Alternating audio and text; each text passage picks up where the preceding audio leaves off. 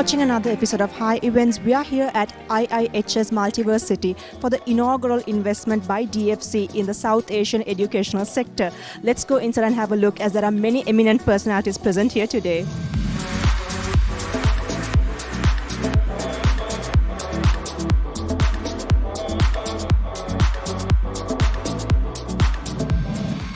At IIHS, we take pride in our legacy of excellence and remain dedicated to our vision of transforming lives and communities through innovation. We invite you to join us on this journey and discover and growth the experience transformative power of healthcare education at IIHS. So our vision is to transform people, community and the landscape. So our people, for us, is our candidates, our students. That's the core of our business. And then the community, how we will add value to our community, and the landscape, how we can add value to our landscape. I'll take first the landscape.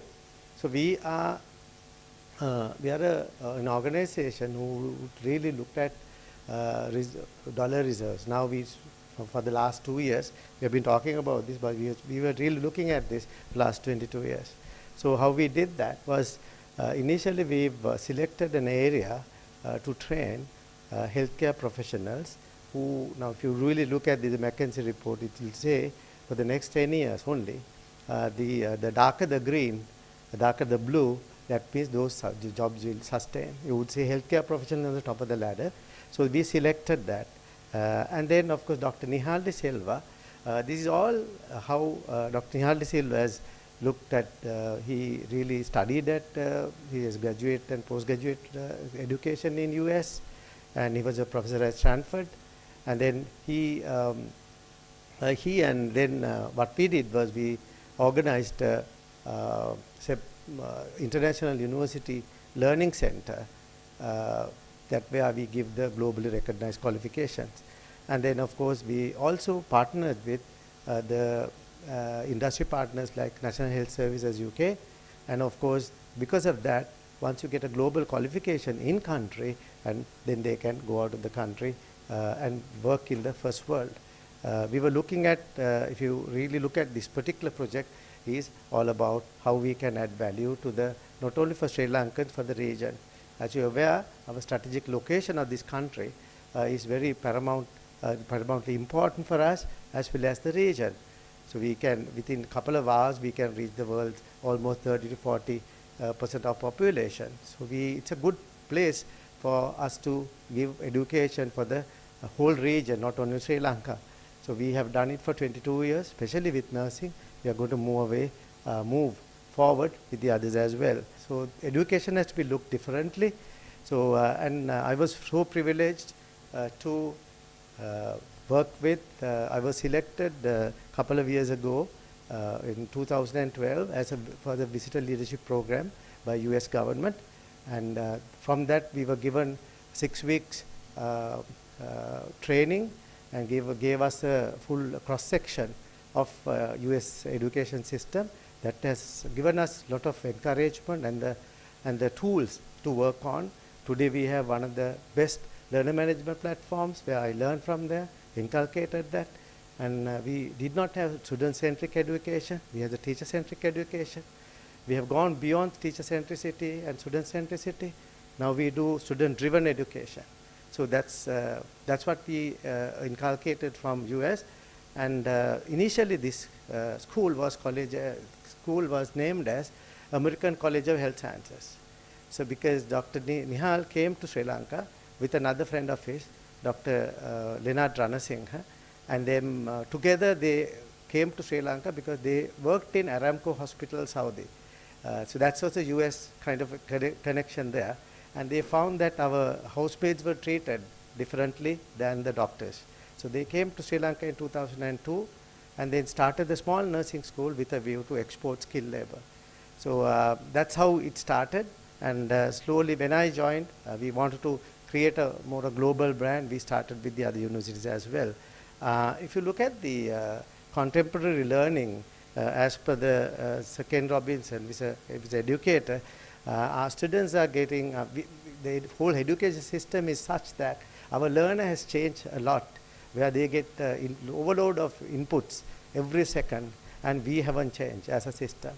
So for them, it's really boring, and what we do is we push them more, we punish them, we get them tuition, so we give an aesthetic experience. So after anesthesia, you know what's going to happen for the memory. So what we're trying to do is to wake them up and give them a kind of an aesthetic experience, create an environment which is aesthetic so that they would do better in their work and they will enjoy what is happening. What will happen? The other thing is it creates a divergent thinking. So our education systems are converged as medical doctors, nurses. Our training is to do one thing right. Try to get more green around our place, and then you could see when you walk around. And then we have only 50% of the building is air conditioned. Rest is more naturally ventilated. We are going towards more sustainable concept. And then, of course, you could see whilst creating all these natural sustainable environment, if you can create an aesthetic environment where, and then our students, this particular profile is always love to use technology. So since we created this learner management platform, currently at the entrance we have the application form, and we only use another paper at the end of the graduation, where they get the graduation certificate. So we've won many awards for our learner management platform. When you look at the adding value to the community, our second part of our vision, then we selected this building about land about 3 years ago. It is a difficult land. It's a very sensitive land, and Mr. Upendra Randhani is our chief architect, and he's urban town planner as well. So because of that, we started thinking differently. This project has 3 components. The main university building that we are here now, and then hospital, we have started design now of the hospital, university hospital, and rejuvenation of the wetland. We have about 3-acre jungle area. We are going to rejuvenate that as well. Then what happened was when we started the project, we went through COVID, and then of course the economic calamity, and which has Sri Lanka suffered. But we managed to work with that. We always like to dance in the rain, and with all the support of my colleagues, my staff, and the team and the board. Good afternoon, Aibawan. Assalamualaikum and Vanakkam. And just welcome, I know we just welcomed State Minister Dr. Suren Raghavan, welcome, as well as, of course, Dr. Kitsidi Aditya Singh, and distinguished guests and friends and students as well. What an honor it is here for me today to announce that the United States, through the U.S. International Development Finance Corporation, is partnering with IIHS to expand this healthcare education capacity. Now, as we celebrate the 75th anniversary of U.S.-Sri Lankan's relationship, it's a compelling testament to our cooperation that we're helping aspiring Sri Lankans, nurses, medical staff, and healthcare professionals really achieve their dreams and their capacities. And as we just saw, this is not just for Sri Lankan students, but this center is intended to be a hub for the entire South Asian region. This building represents one of the latest examples in our long history of partnership that includes assistance in nutrition, health, education, human rights, environmental protection. And with this financial support from DFC, IIHS constructed this green-friendly multiversity. Let me congratulate IIHS on this gorgeous building, and thank you to the architects who I just met as well for your vision. I can't wait to visit, to walk around and see the lecture rooms, student halls, the library, and the research lab. I hear this 8-story building helped expand the student body size from 2,700 to an impressive 4,400, almost doubling it. Not only that, the building will also support the Institute's expanding curriculum, which now includes a diversity of areas such as nursing, physiotherapy, biomedical services, and health administration. Let me also commend the thought and care that the IIHS team put into preserving the local environment. Following a biodiversity survey of this area, the Institute modified its building plans to help preserve the local flora and fauna, and as you've heard, the butterflies and the dragonflies of this region. And meanwhile, the Institute will use some of the DFC funding to support the rejuvenation of the surrounding wetlands. And I'm glad to know that the United States can be a part of your efforts to expand healthcare education opportunities for Sri Lankans while also caring for the environment. How do we become great? Alexander the warrior is called Alexander the Great. Why? He was at his young age able to conquer masses of land and face armies and armies and armies. At Kandahar, today modern Afghanistan, he stopped because there was a poisonous arrow came to him. We all know the story end. I think Alexander the Great became great not because of his warring abilities, but the way he departed this world. It is said and written. He had doctors, 5 doctors, he wanted to come cry behind his dead body to show death has no medicine. All doctors fail at death. Then he apparently left his both arms outside his coffin to show, I came empty, I go empty. So during this time that we came empty, we go empty. What do you do to the other? It will make great. I have a dream for this country, and I want you to carry the dream also. It is the great dream of Martin Luther King Jr., which made possible just less than 60 years, a black man to be in White House. And that's a great dream.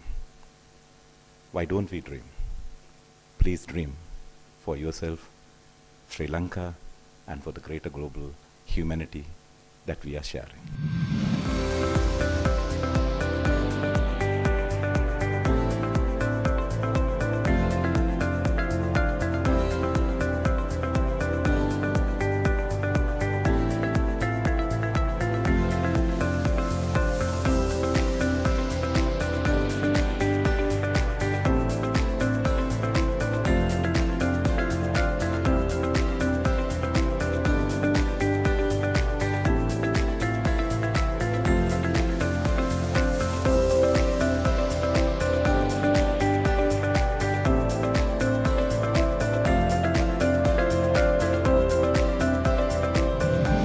I have Dr. Kitsiri Edirisinghe with me, the CEO and co-founder of IIHS. Doctor, how do you feel about today's remarkable event and also the investment you all received? Absolutely feeling wonderful, and this is another milestone for IIHS. IIHS has been an innovator in the education and health industry, so recognizing our 22 years of contribution that we do to the society, done to the society, the Development Finance Corporation of the US government is giving us a soft loan. As we all know, the country is in a not in the best terms of economic status now. So we were supported by the local banks, but they have their own limitations. So this project is well over 12 million US dollars. And then we did the building at the most difficult times of the history of Sri Lanka. But at this, with the local bank support, we managed to do that. But unfortunately, because of the current interest rates, we won't be sustainable. If not for the support by DFC, Development Finance Corporation, it comes at a very concessionary rates and a long-term payment. So it's nice to see that the government like US government is supporting Sri Lanka, which they have been doing us for a long time. And as well as it's good to see we get the recognition as the South Asian hub to train healthcare professionals, and then it has been recognized by the government like US government. If I'm to ask you, what's the next plan or strategy? Well, the multiversity is a complex project. It is an environmentally sustainable project. You can build buildings, but we have to look at the future as well, future generations, and you have to create this aesthetic environment for students to study, and education should be enjoyable, their training should be enjoyable. We created that environment, we are very happy about it, and humbly proud about it, but parallelly, this is a very sensitive area, Kerawalapiti. It's a wetland, and we managed to get their respective approvals to be a university hospital, and we are working alongside with the authorities with a view to put up another hospital, university hospital in future, as well as we are rejuvenating the wetland, because these wetlands, suburban wetlands, are generally polluted, and then we have to really have many strategies to clean them, as well as the how to maintain it. So we are looking at the butterfly gardens, the dragonfly gardens, the fireflies coming in. So this creating this green, sustainable environment is good for our students, for take that message to the next generation. I have Ms. Heshani Vijayaratna with me, the Head of Business Development and Marketing at IIHS. How do you feel about today's overall event, because you are one of the key people in this project and behind it? Yes, Minalit. Honestly, it's a very privileged moment, proud as a team of IIHS, because we have initiated this project 2 years ago and thinking that this day will come sooner, and today it's a very privileged and proud moment to witnessing that is happening. Thank you. And also, do you feel that the next step, do you have like a next step in mind? Yes, of course. Now, since we have signed the commitment letter with the Development Finance Corporation, so there's a lot that we could do with IIHS Multiversity. So as a primary contact point to Development Finance Corporation and IIHS, personally I learned a lot. It's very easy to work with Americans, and since we have developed a good project which will be providing opportunities for South Asian students, now the US government is even supporting us. So it's a very proud moment, not only for IIHS, but for Sri Lanka and the South Asia as well. I have Mr. Damit Pallewatta, DG Wholesale Banking. So what was the main reason you all thought to actually invest in this project? Because it's a massive project which you all thought, and also being in the education sector, what was the main reason HNB thought to be a part of it? First of all, pleasure to be here. I have been here from the day one this building started and associated with IIHS for a long time. HNB is a bank, supporting all parts of the economy, multiple segments, multiple sectors in the economy. One of our priority focus is education sector. Not only education, when we see the value of this project, where they are trying to export the skilled labor. Instead of sending unskilled labor overseas, this project was aimed at producing skilled labor that not only improve the skill levels of our own people, but also it helps to bring much needed foreign exchange to the country. So we thought of supporting a venture of this nature, even though the cost is in billions, is useful for the nation, country, and we believed it as a project of national importance.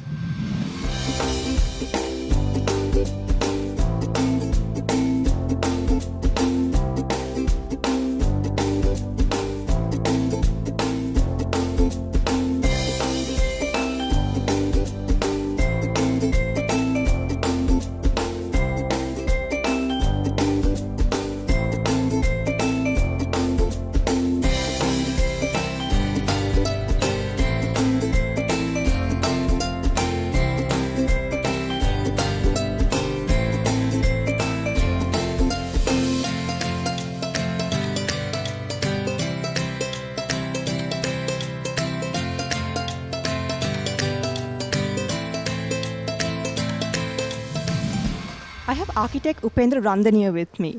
What is the concept involved if you all are going into the urban sectors?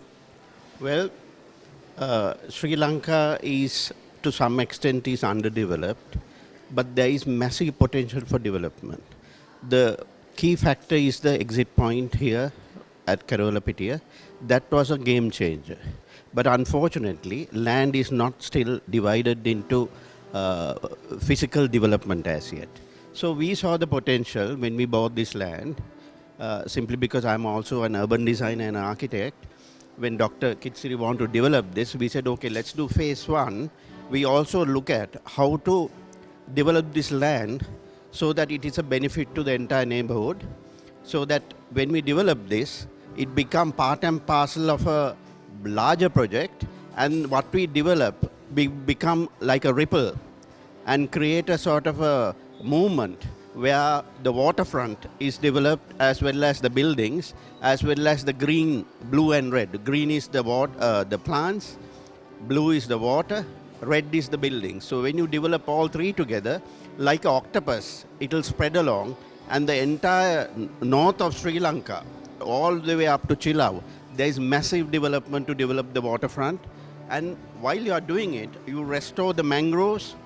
There is a special fish here and a frog. We are going to restore that, as well as create a butterfly garden, a dragonfly garden, and that becomes part of our healing environment for the hospital. So no hospital has been designed like that. So our hospital has a very special feature where people can utilize this 3 acres of mangroves, and then it becomes an aviary for breeding butterflies. So that will be our key feature in the design. I have Ms. Stephanie Anthony with me, Director, Administration, IIHS. Stephanie, can you tell us how is your contribution and support going to be for the global workforce as well? So it's apart from the education delivery, IIHS has now expanded to a global citizen workforce. Especially we collaborate with NHS national in UK as well as for other countries such as Australia or USA as well, where our nursing students, after completion of their top-up degree programs, they can directly go as to work as a registered nurse. Apart from that, understanding the need for healthcare workforce, we have already introduced healthcare system programs and collaborated with the Care England UK, where non-medical professionals, after going through our programs, they can get the direct work placements at UK, USA, Australia, as well as we're looking for the other countries as well. I have Dr. Amal Harsha with me. Doctor, can you tell us overall this project is quite a massive one, and also when we explored it, we witnessed it. How do you feel about it? Yeah, it looks a great project, and I think today Her Excellency Julie Chang came, Ambassador for US in Sri Lanka, and I think Development Finance Corporation is coming up handy and in trying to help the university. And with that, I think they will go from a local perspective to a regional or maybe a global perspective, because I think a lot of kids are around the country and then our nearby countries as well. They can come here, value add themselves, and then be great citizens in time to come. Therefore, I think it's a great opportunity. I have Ms. Ayesha Netmini with me, a student of IIHS. How do you overall feel about the contribution as a student? From a student's perspective, what are your thoughts? Actually, I'm really honored to be a part of this global project, being a student, and it brings so much pride to be a part of this global project, because it's not only benefiting the students in Sri Lanka, but also the youth in South Asia. So I think it's a big step we are keeping here in Sri Lanka, and I'm really glad to be a part of this. Thank you.